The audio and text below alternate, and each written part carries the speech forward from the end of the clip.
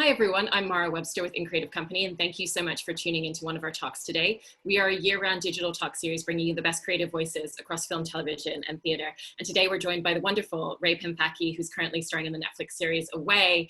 And I wanted to start by asking you about the initial genesis of the television series, where Scott Kelly had written an article all about his experience as an astronaut, being in space, and the time when Gabby Giffords was unfortunately shot, and how he really felt in space like he saw the best of humanity in that place looking down at Earth. And I was really interested if that article was a really interesting resource as you were working with the scripts and understanding what the tone and the idealism of the show was going to be as you thought about your character. Yeah, absolutely. I mean, I believe that Jason had read this article a long time ago, so it's been a long process since it sort of came to us. But what was so wonderful is that there had been so many wonderful storytellers and voices that have been part of constructing this thing. So we had such a vast amount of information going back to the article and leading all the way to talking to Mike Massimino, who's an astronaut himself, and then all those storytellers in the middle of that as well, constructing a story. So we had such great information as an actor coming into this, and the idea and the structure that they took on this show, which was to show flashbacks of these astronauts past, was just a joy for an actor, because we had information and backstory to allow us to sort of venture into the character a lot easier. So there was just this wonderful, vast amount of information that we had, starting from that article all the way up to meeting Mike Massimino and everything in between.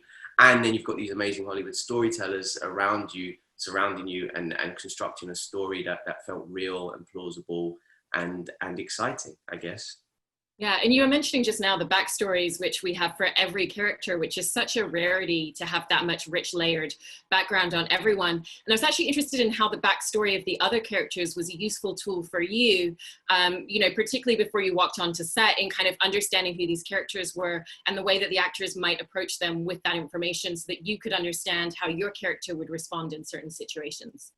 Absolutely. I mean, for me, it was, I came into it with that information, knowing that this character's had a traumatic past, such a traumatic past, and there's an event in his life that's happened that must have been so traumatic to him that whenever any drama happens in his world, he's going to react a certain way. He's seeing everything through the eyes of his past and this experience.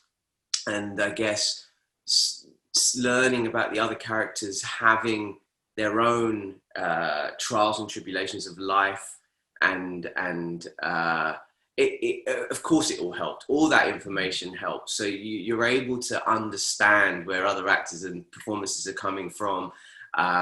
You have an idea of how that person may play a certain scene because you have an idea of their backstory.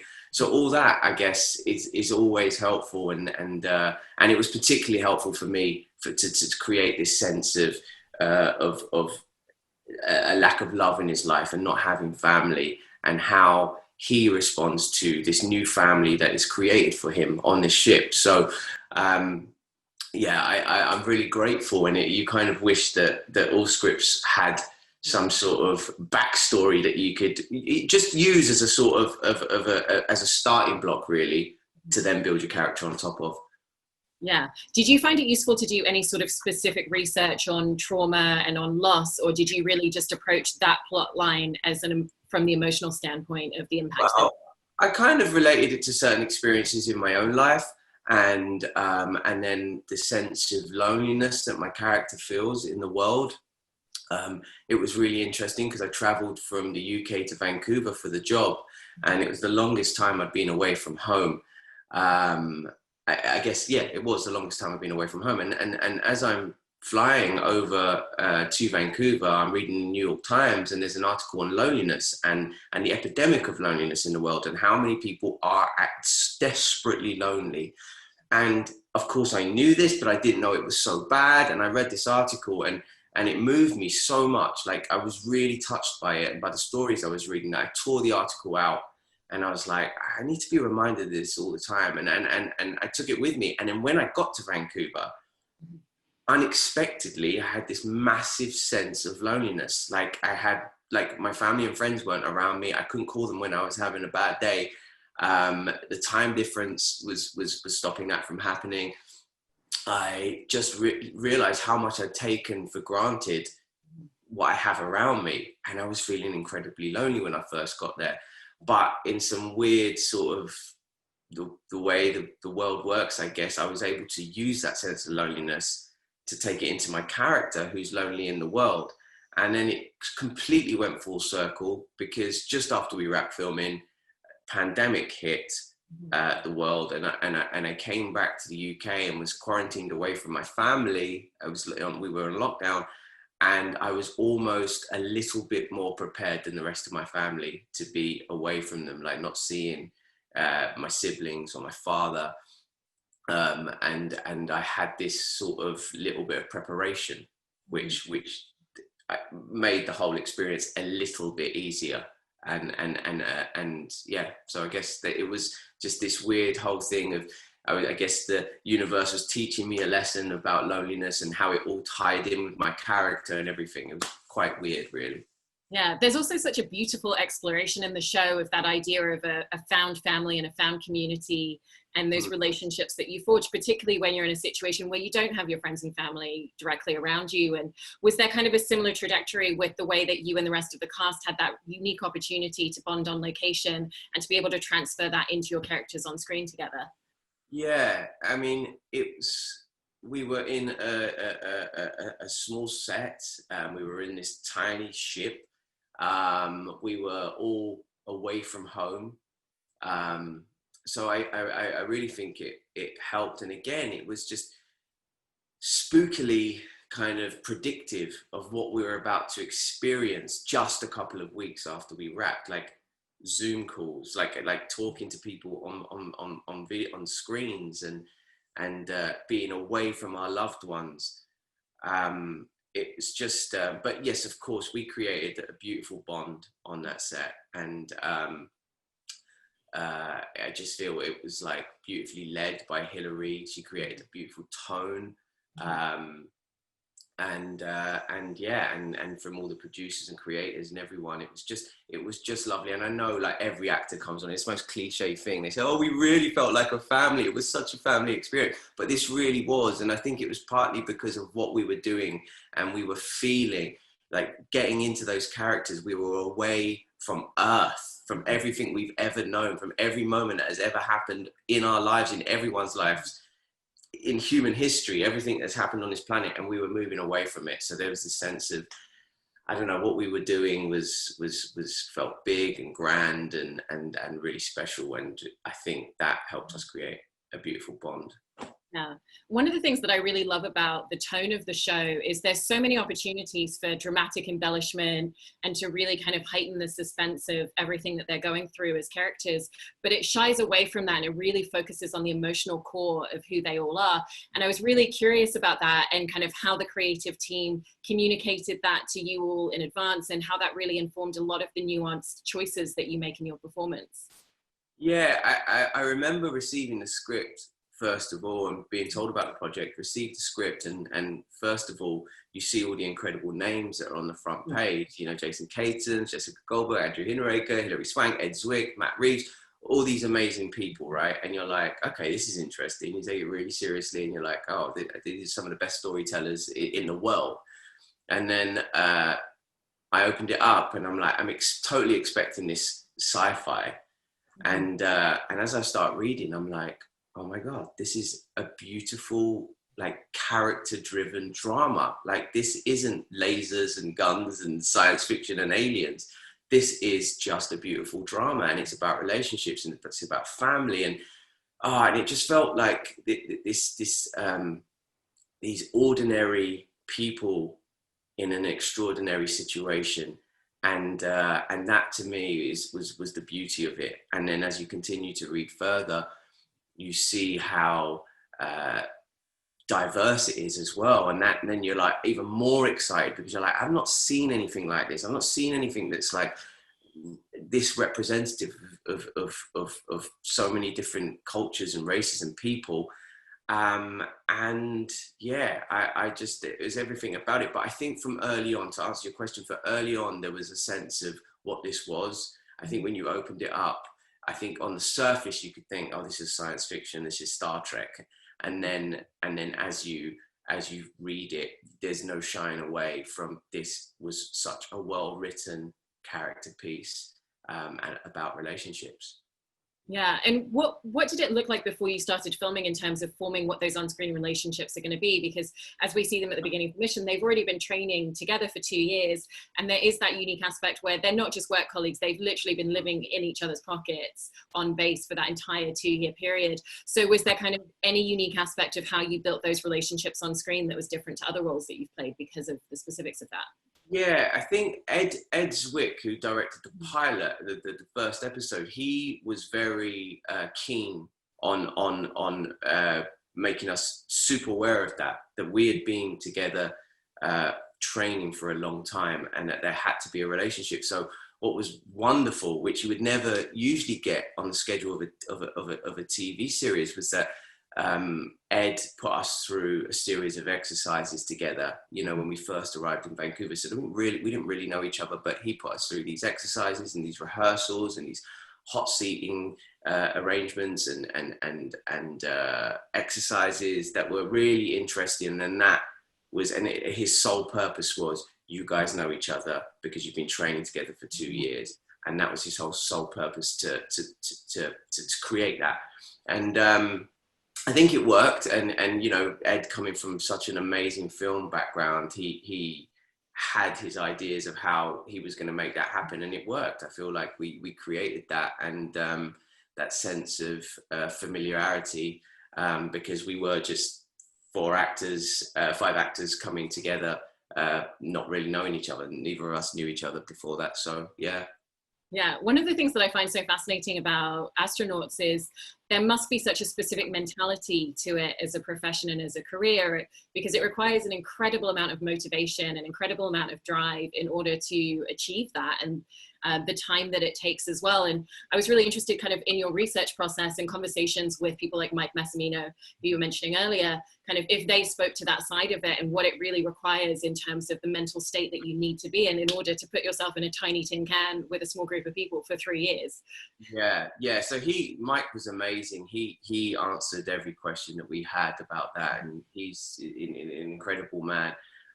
For me, for my character, what I really was into, wanting to get into the mindset of, was someone that was a hugely successful fighter jet pilot. Mm-hmm. Now, for me, it was like, that has to be one of the most quick thinking individuals on the planet. You know, this is a guy that makes split-second decisions, life or death decisions in split seconds. So I spent a lot of time researching that, like Air Force fighter pilots, because I thought that would really inform him as a person, and his mindset and how he thinks. And lucky enough, my father was in the Air Force, so I was able to draw a lot of that information from him. And then when it came to the space stuff, Mike Massimino was just, it was a real godsend, really, because he kind of, he was so open. He believed in this script from early on. He'd seen what Andrew was creating, and he was on board, I believe, from sort of quite early on in the process, and just really felt that this was an authentic piece. You know, obviously there's drama involved, and there's artistic license there, but he felt that what Andrew was creating had some authenticity to it, real authenticity to it. And so he offered his support, so we had access to him at all times. And we asked him everything. It was, you know, from the most personal stuff of like, what is it like going to the toilet in space, you know, and everything from that to questions about life. And I remember asking him this question about what does he believe when he goes out into space? And he said that he's like, what does it make him believe existentially about the world and why we're here, etc., etc. And he said that he's been out in space with people of extreme faith, and he's also been out in space with atheists and people of a science-based mindset. And he says, what tends to happen is that when you're in space and you see the beauty of it, it tends to enhance whatever you believed in. So if you're a person of faith, it increases your belief in intelligent creation. And if you're an atheist, it enhances your belief in the mathematics of this science, how this thing is all put together.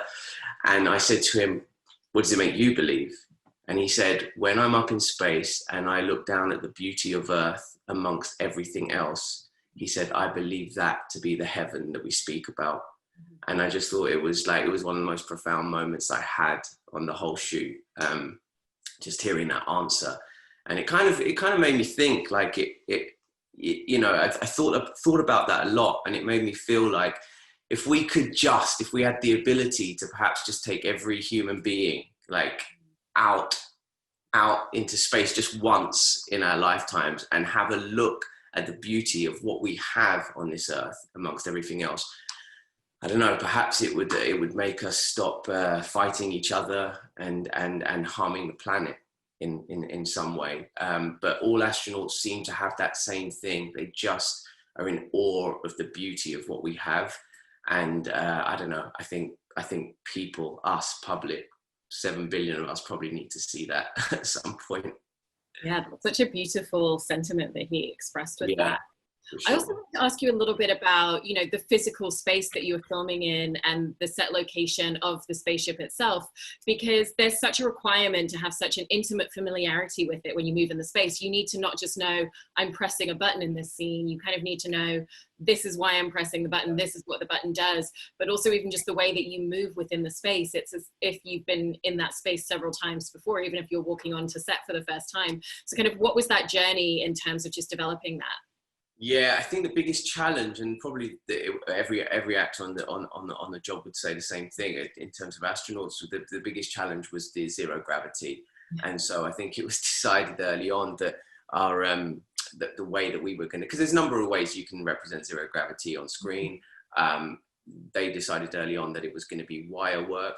So when we arrived in Vancouver, the first thing we were sort of thrust into with these rehearsals in wires.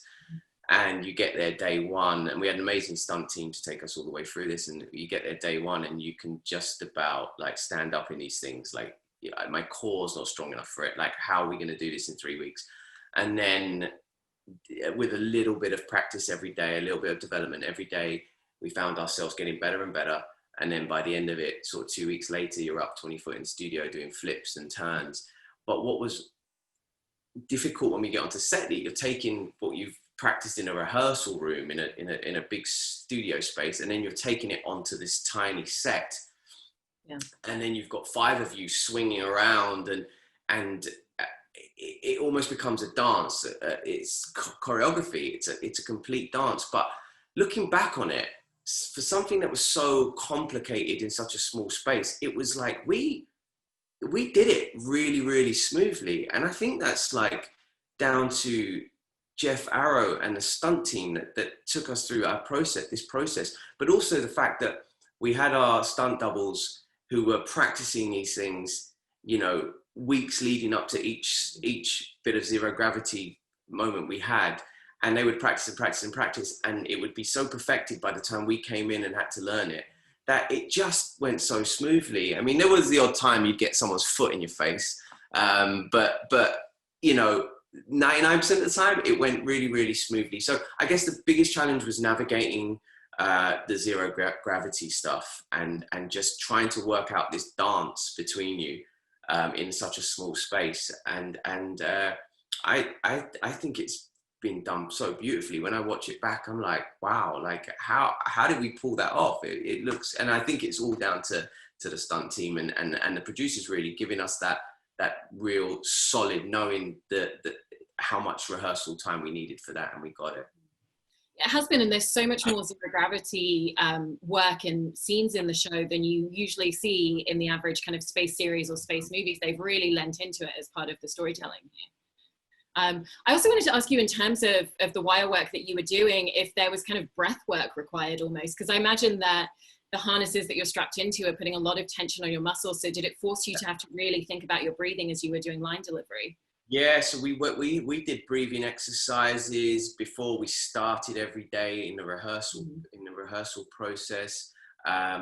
It was the main stumbling thing was the core. Like I had no core leading up to this, and by the end of it, I pretty much had a six pack. You know, by the end of the shoot, because you're hanging up on these wires, and you're like, you're.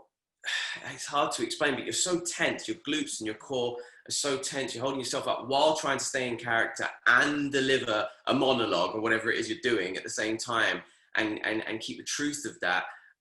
It was difficult at times. It was difficult, but it was rewarding. Like you felt, and especially when you got the spacesuit on and then you were floating on the wires, you just felt like, I don't know, the discomfort. I use that discomfort because it's uncomfortable being up in space. So I use that discomfort whenever I had a scene. But there were times like the cameras are rolling, you're thinking, just cut, because I can't hold my abs any longer.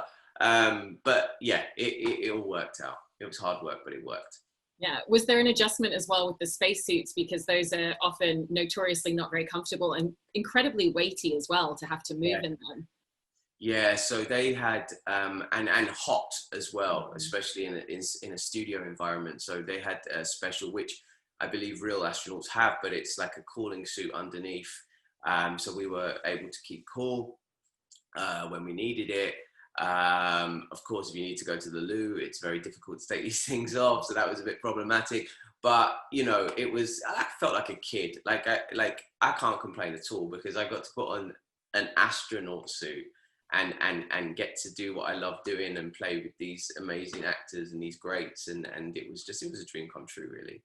Yeah, I also wanted to talk a little bit about, you know, kind of your main episode where your character gets quite unwell and is not just suffering from the physical ramifications, but the mental ramifications of kind of being in a fever sweat at the same time as being in this very enclosed space and being really concerned for his crew around him. And, you know, it's not just your typical scene of something's adversely affecting him in a physical way. So I was really interested in the way that you thought about the choices you were making in those scenes and how you were going to pull all of those elements together into your performance, because it's so beautifully done.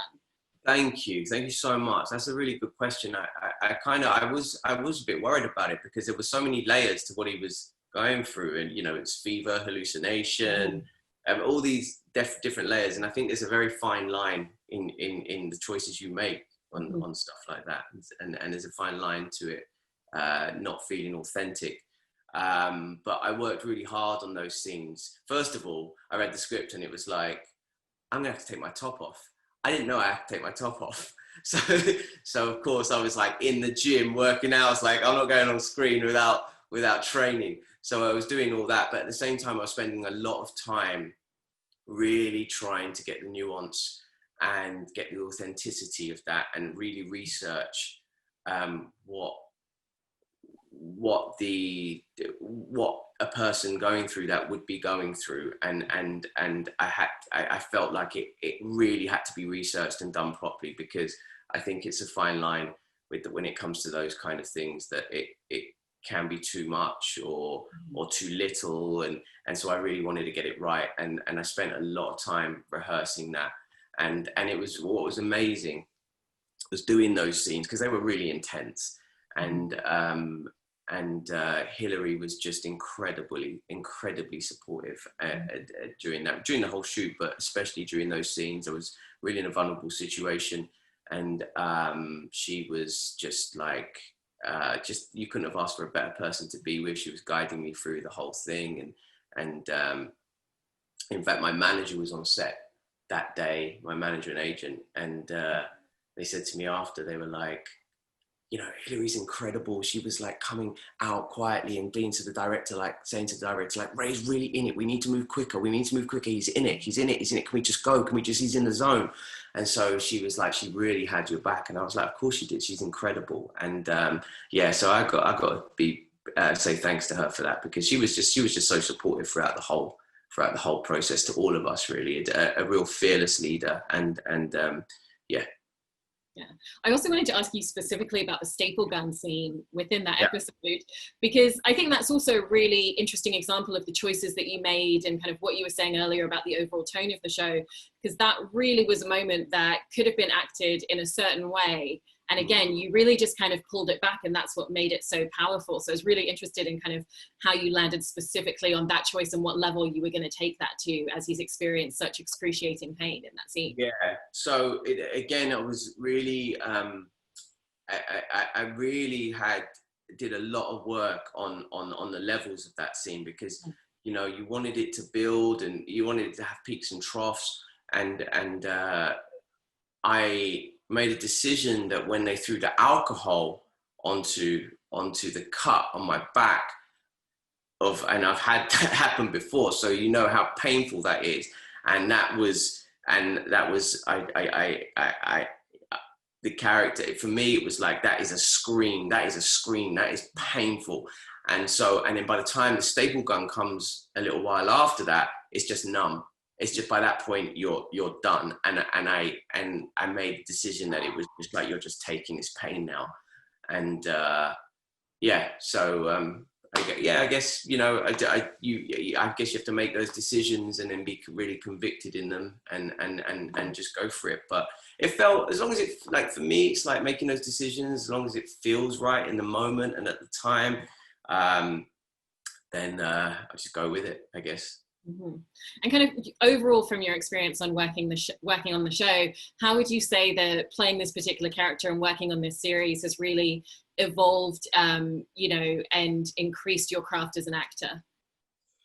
I think it's working with the actors that I'm working with, you know, and I feel like for me, it's given me a new. When I'm coming back from Vancouver, there was a newfound love of the craft. I just reconnected with it again. I was like, oh man, I want to go back to training again. I want to keep these muscles going all the time.